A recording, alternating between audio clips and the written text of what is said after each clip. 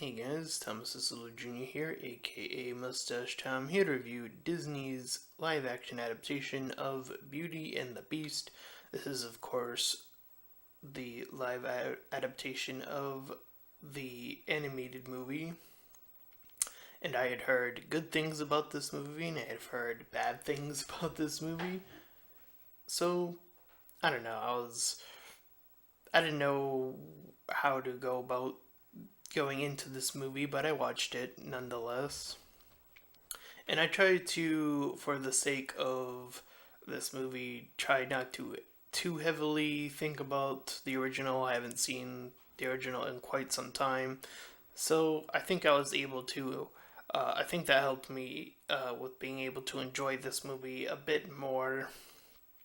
Uh, and I think that's going to be the case where most people, if not just yeah, most people will say that the original, of course, is going to be better than the remake. That's that's usually the case. But I will not deny that this movie was fine. I thought this movie was fine. Uh, if you're one of those individuals who enjoyed Cinderella, for example, the adaptation of it anyway, I think it falls within that same ballpark of being that type of adaptation. Just it hits all the marks that it needs to hit. There are a few added songs, I believe. I think there was either two or three new added songs here. Um, and they also change a few motivations here and there. And toward the end, there's like this one weird thing that I think they could have taken out. But anyway, essentially, it's the same story. Belle being not wanting to be in her area because everyone's so uptight and whatever.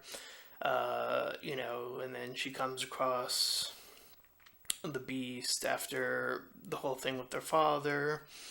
Uh, pretty much same stuff goes on there. The beginning, I would say, for the most part, I think is quite identical to the animated version as far as the events that play out. The only times where it starts to deviate slightly is toward the middle and end of the movie. Um, for example, they show like the Beast's past about how his father was abusive or whatever, and then the whole Belle getting to meet her mother or whatever. And I guess that was the only reason they added that in was to give them a further connection between the two of them, which is fine, I guess. I mean, the whole book thing got a little bit weird because, yeah, they probably could have used it again to like get to her father, but I don't know. Anyway, um, maybe they should have explained the book better to say that like maybe it can't transport them to a place that I don't know currently exists or something. It's a bit weird, but anyway, um, everything else I was expecting to be on par with you know the original or slightly below that, but still okay, decent enough, and surely enough, I think that's where it lands. The music is slightly below, but it's fine. I don't think it's terrible or anything of that nature. I don't think it's bad. I and again, just comparing it to another live action adaptation, I think this is far better than Maleficent, for example. Um, I would put that at the very bottom of live adaptation so far. Uh, that's just my honest opinion. And yeah, so, uh, you know, the Beast and Belle eventually start spending more time together. The Beast gets all like, oh, I remember being this way. And of course, they also fix the whole age thing here as well because in the original, it's assumed that he was a kid because of the whole age thing, and the narrative implies that he wasn't a kid during uh, the Enchantress's arrival and whatnot. So yeah. Now, I think there's a stupid part where even before the movie came out, yes, I'm talking about it, so here it is, the whole, oh, gay controversy, ooh. I think that's stupid. That Disney did that. They announced it. That was kind of really dumb on their part. Um, because it was only there for drama, let's face it. Unneeded drama. I mean, this movie did fine. It did fine. It didn't need that additional drama. Just have it in the movie. Don't say like there's gonna be a moment of a thing and then like people are expecting it and it's not even as impactful as you implied it to be. It's just like this small ending bit where LeFou ends up dancing with another guy. That's it. That's the only thing that happens because LeFou's the gay character I'm talking about, of course. Uh, and that's as far as it goes. Like Disney's like, oh, it's the first gay couple or gay moment. It's like Disney's had far better gay moments with characters that are, we aren't exclusively told are gay, but it's implied. Timon and Pumbaa, for example.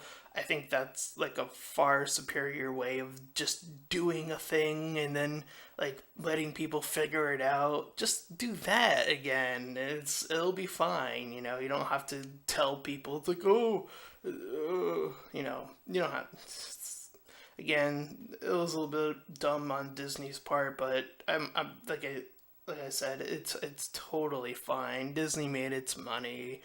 I'm sure it's not too hurt by its poor choicing. Uh, and I'm sure they could have a better moment than that. Just again, it's so silly. That's the word I would use. It's silly. It's so silly and short. It almost feels like it's a bit unnecessary because the chemistry, there's no chemistry, there's no nothing. It's just like, oh, they're dancing at the end. That's it. Whatever. Anyways, I would say the chemistry here between Belle and the Beast is as on par with the original. I'll say that much.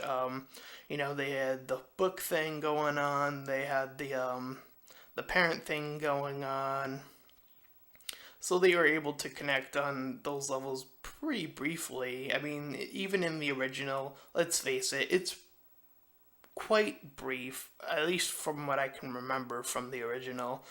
And if memory serves me right, when I was looking this up, there is actually another live action adaptation of this movie, and I wouldn't be surprised if there are other variations of this movie, or this story, I should say, floating around. So I can't even necessarily blame Disney for this one. I mean, they are doing live adaptations of Cinderella already, and they messed up with Maleficent, and then there was Peach Dragon, and then The Jungle Book was another example of a live action adaptation that Disney already had. So um, I guess the next two that I'm aware of are Mulan is coming. They're supposedly working on Mulan. A full CGI Lion King, which whatever. If it's gonna be looking like the Jungle Book, I guess that's fine. Uh, Mulan was the other one. I think there was like rumors about the Little Mermaid, but I don't. I'm not sure if that one's confirmed yet. Like confirmed by Disney itself. Um, I think out of the three of those, I think the Little Mermaid might be the most difficult one to do. But I don't know. Maybe it might be another movie. But anyways, enough of the other movies. I'll give this movie a solid 7 out of 10. Um, I think I would hold on to saying that the original Beauty and the Beast for many people is like an 8 or even 9 out of 10. I think this is, a 7, a solid 7. It's fine. You know, it's it's it's close enough to being like a 7.5 even, just to, as a comparison, if you were to compare the two. So I think all the controversy was unnecessary. I think the people who reviewed this movie too harshly or whatever, it's their opinion, so let them have it, whatever. Uh, I enjoyed the movie fairly enough, and yeah. So, with that being said, I'm Thomas Sicily Jr., aka Mustached Tom, and I'll see you guys next time. Bye!